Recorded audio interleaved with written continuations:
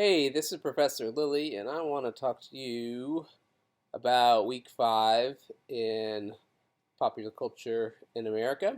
And what we're going to do in this week is just kind of talk about a little bit more of a formalized approach or steps to doing textual analysis. And we're going to talk specifically about two different types of or steps in textual analysis that we haven't talked about too much yet, and that is genre analysis and narrative analysis, or which is just basically a different type of close reading of the text that we are really focused on the narrative or the plot, and it helps with pulling out kind of symbolism and the psychoanalytic aspects that we talked about last week.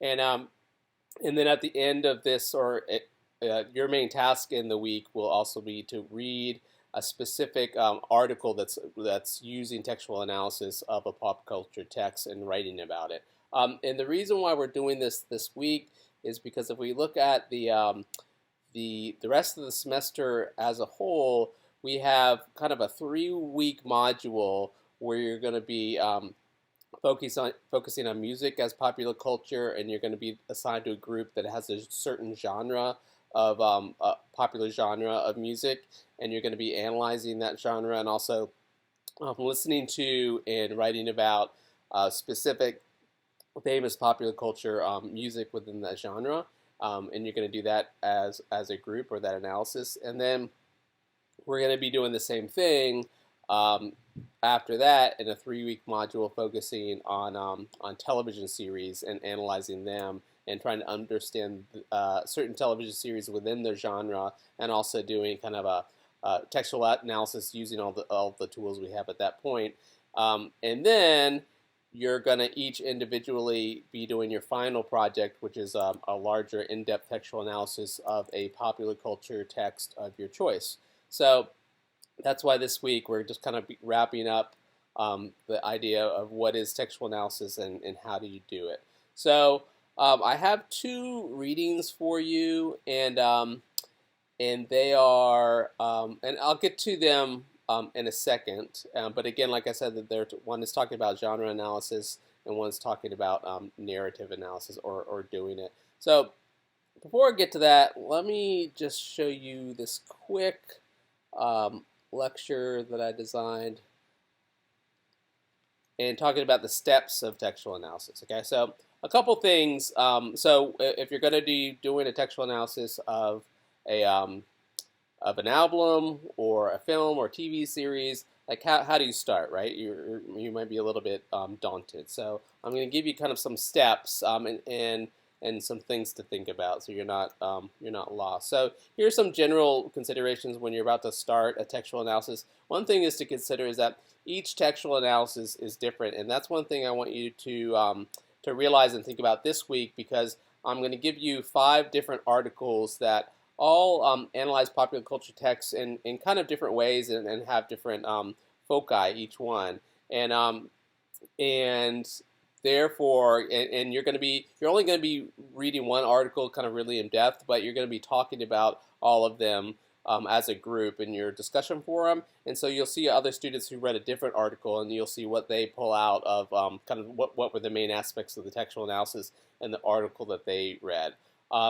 So each textual analysis is different, and this is going to be based on what the text is, but and therefore, like, what industry was it based in, and what audiences were attracted to it, and what's the context that it was created in, all that kind of stuff. But also, it kind of depends on what you want to focus on. So next, so we're going to get to some steps in textual analysis, and those steps can happen in different orders, and I'll talk about that in a second. A lot of times you're going to be coming back. You might do your close reading, and then you'll go back to look at your genre analysis, or you'll look back at your research of the director of the film, let's say, and that'll give you a different perspective on your close reading of the text, your narrative analysis, where you're looking at symbolism and characters and things like that. And so after doing more research on the creation of the film itself, your close reading or your narrative analysis might have shifted, or you might want to redo it. So you're always going to be kind of jumping back and forth until you're kind of happy that you've really explored everything in this textual analysis. And then it also depends on what your research questions are. So if you're really, for example, more interested in the audience, like I'm interested in how people identify with the Harry Potter book series and what they get out of it. Like, do they get symbolism out of it? How do they analyze and understand the characters and kind of identify it with a way to kind of understand their own life? And so if I was going to do that, then I would be doing some close reading and certainly research on the films themselves, but I would probably focus more on my audience research. Maybe I'm doing like focus groups with the audience, or I'm just going and doing participant observation, going to like social media or discussion forums online where people gather to talk about Harry Potter. So it kind of depends on what your focus you want to have.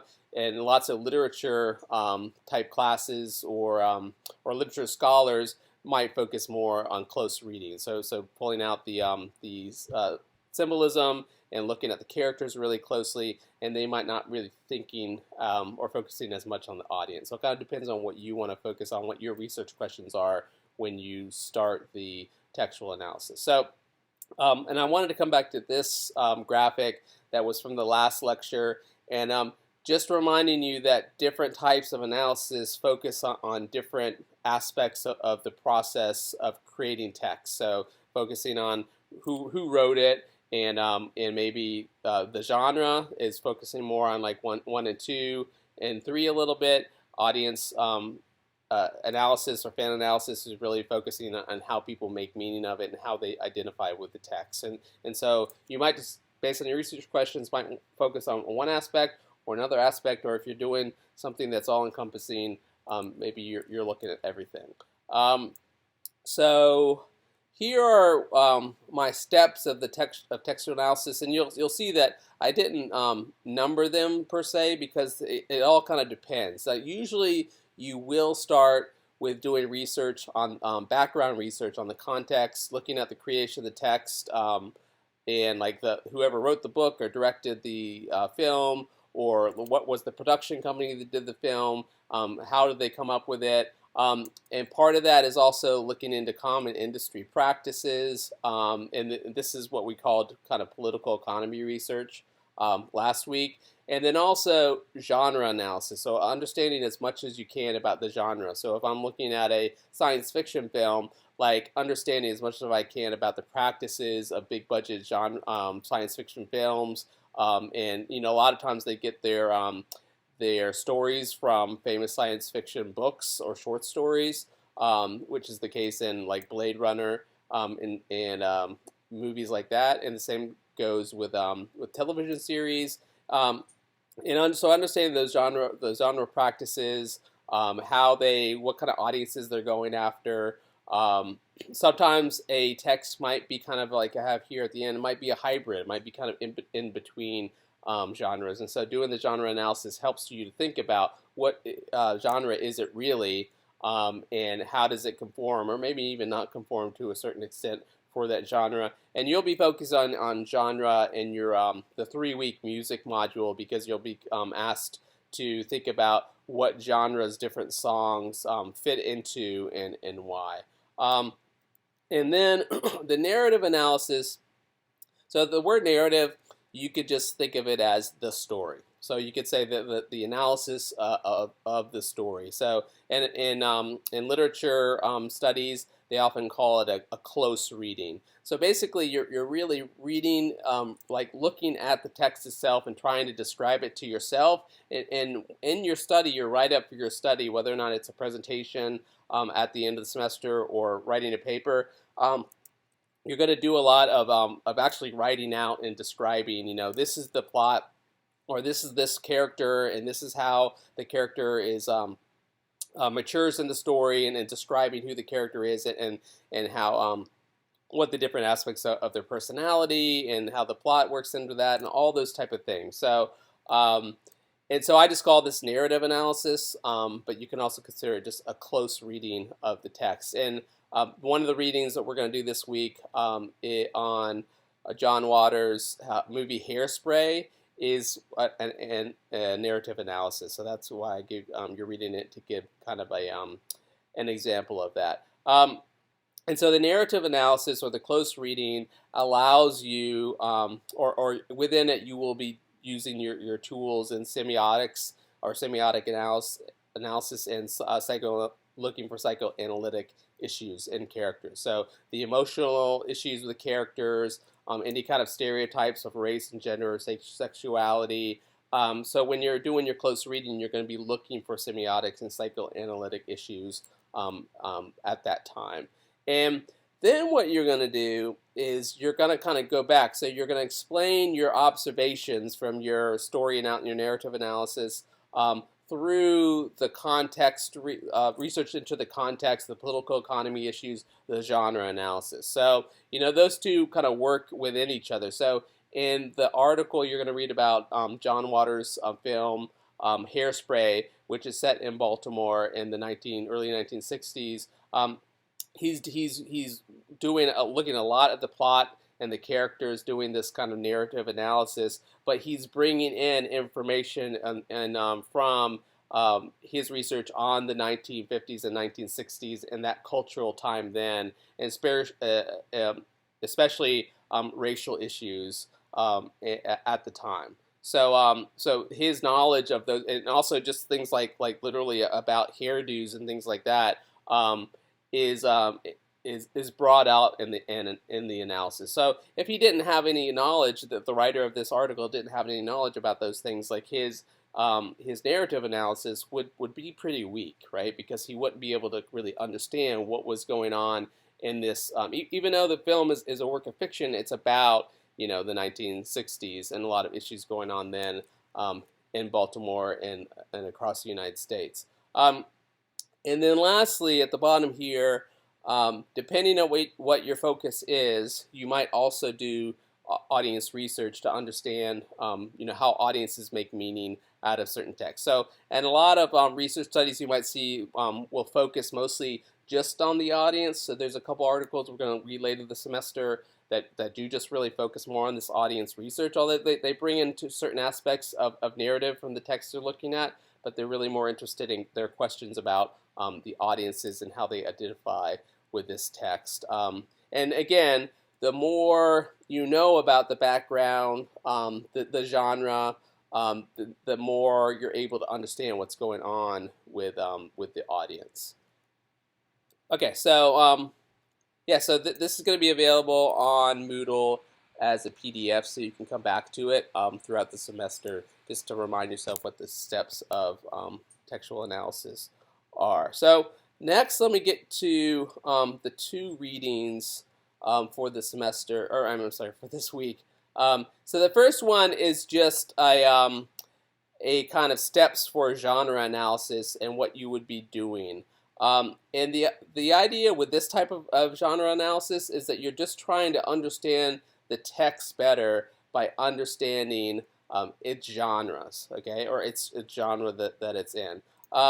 So things like looking at who uses or who is kind of the most interested in that genre, and what the text is being designed in that genre for a specific reason to gather a certain group, a certain audience, right? So a teen sitcom is obviously designed in a certain way with certain characters and certain scripts because they want to get teenage viewers, right? The same thing with cartoons for kids. They're obviously not meant for adults. They're trying to get that particular audience, and they're trying to get that audience in order to get certain show them certain advertisements to make money that way. So understanding the money making process for any of these texts is obviously very important, and you'll probably hopefully be able to pull that information from other courses that you've taken on different communication media industries.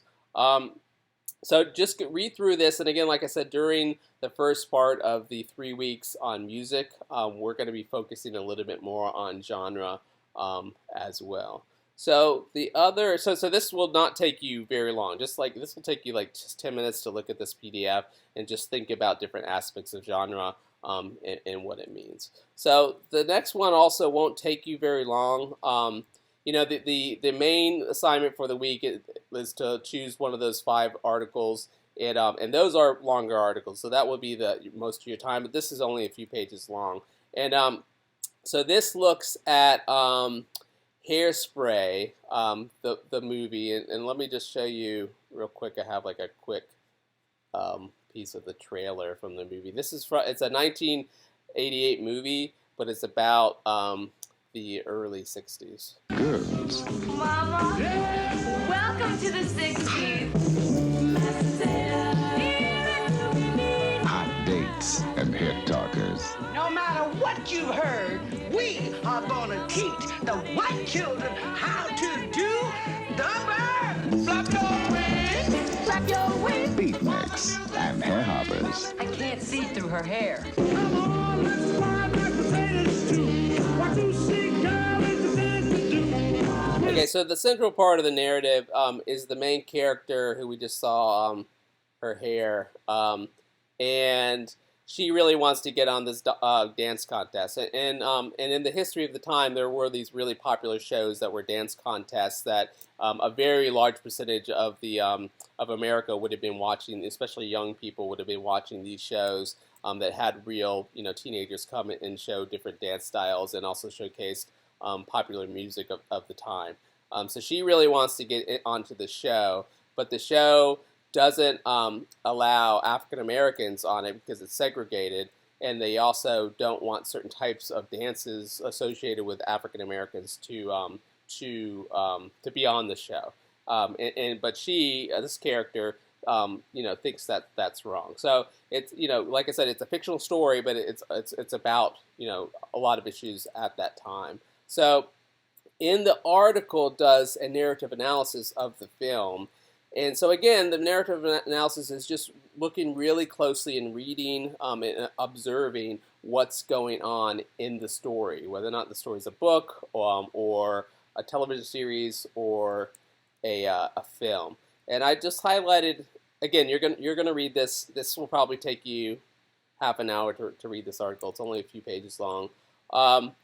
And I just wanted to read some aspects where the textual analysis or narrative analysis is taking place. So the scenes that occur on the set of the Corny Collins show appear in color. So again, the author is describing what's happening in the story. And when the camera takes us away from the set, we watch the show from the viewpoint of the 1962 home viewers in their living room. So again, describing to a person, me as a reader right now reading this, right, who's not watching the show, describing what's happening, because you don't necessarily assume that the person who's reading your analysis is also familiar with the text. And then coming down here, Hairspray opens with a full frame shot of the fictional television station WZZT. The sleuth-like camera quickly penetrates the building. So just read this to kind of see how the author is kind of breaking down and analyzing the story itself, and how several times the author, let's see, do I have another highlighted place? The author is bringing in the history at the time. So with this one here, by the end of the film, this is talking about the main character. She wears an iron, straight black look, initiated by a beatnik woman's insistence that she could not, in fact, overcome racism with an outdated, teased hairdo. Hair chronicles the passing away of time and the passing away of issues. Interestingly, Water demonstrates the passing of time through women's fashion, typically considered frivolous. He uses hair as a historical marker, preferable to the dates, which typically chronicle a linear sense of time. So again, his understanding, the author, the writer of this article, understanding of the history of the time, and it enables him to better understand what the director, John Waters, is trying to do in this film, and it also allows the author, the writer here, to better understand what's going on in general and describe it to me as the reader. So again, just read this as an example of a close reading.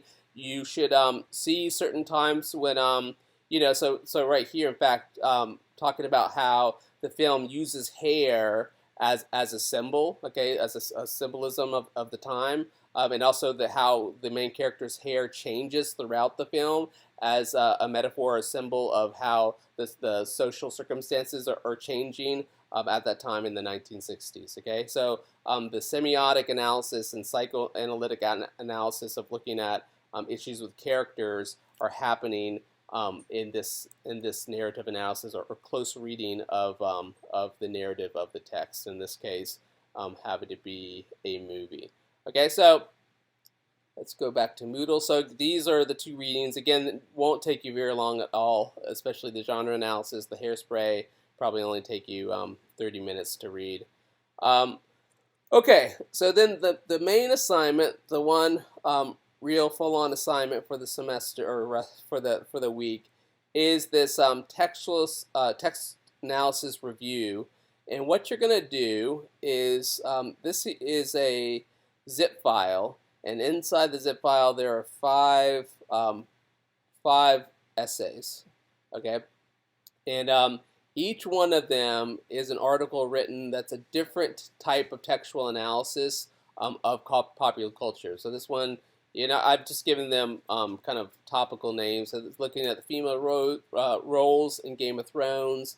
If you're familiar with the Ghost in the Shell anime series, and this one is looking at religious imagery in Ghost in the Shell. The Ugly Betty TV sitcom show, and looking at issues of race on that show. Looking at different issues of gender and identity on The Simpsons. And then this one here, The Zombies and Trump, I named it that just because it looks at The Walking Dead and a theory or analysis that some people have looking at Walking Dead, saying that it embodies lots of conservative concepts of society, and in fact, in aspects of Trumpism. So this article is kind of taping on those other people who say that Walking Dead kind of has a certain worldview of Trumpism written into it, and the author kind of makes an argument that in fact it doesn't. It makes has a different sort of worldview. So again, a close textual analysis. So there's 5 articles here. So you choose just one. So you're going to have to maybe browse through them and open them up and just read a bit of each one before you choose one to really focus on. And then once you choose that one, then you start writing about it. After you read it, I would take notes when you read the article.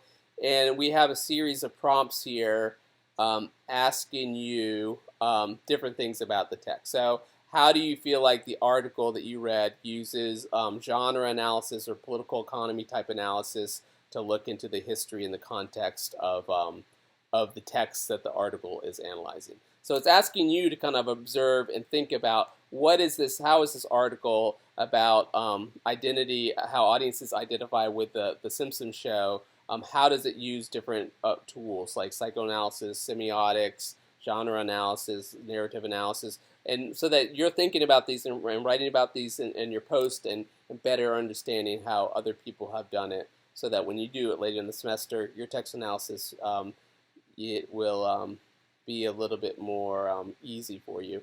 So again, write up all these prompts, and you're going to post it by Thursday, and then after that, go and read a couple of 3 other people's. And I just want you. I mean, these responses don't have to be really, really long, but again, it's supposed to be a little bit more of a conversation. So if you find one really compelling thing from the other students' write up, then mention it. And part of the reason why we're having this discussion is also because it's too much for you to read all 5 of those articles, right? They're all like 20, 25-page articles, so they're long. So I thought it was only fair, in terms of a good amount of work, reading one and writing about it makes sense. But then I want you to read how your other peers have who wrote about some of the other articles. Okay, so choose 3 peers who analyze different articles than the ones that you read and wrote about. Okay, and then you'll kind of have that discussion at the end of the week. All right, so have a great week. hopefully you'll find this instructive, and at this point you're having a better sense of what textual analysis is and how to go about it. And then again, like I said, oh, and just to reiterate, this is where the discussion forum's right here. So after this week, then we're going to get into actually doing some textual analysis, again, focusing 3 weeks on popular culture or popular music and different genres of popular music, and then different genres, and actually watching some TV series for 3 weeks before getting into your final projects. So I hope you're having a great week. I know in Maryland it's been really, really cold, so hopefully, as we move throughout the semester, you'll be able to get outside more, and we won't all be so confined. So take care, and as always, email me if you have any questions.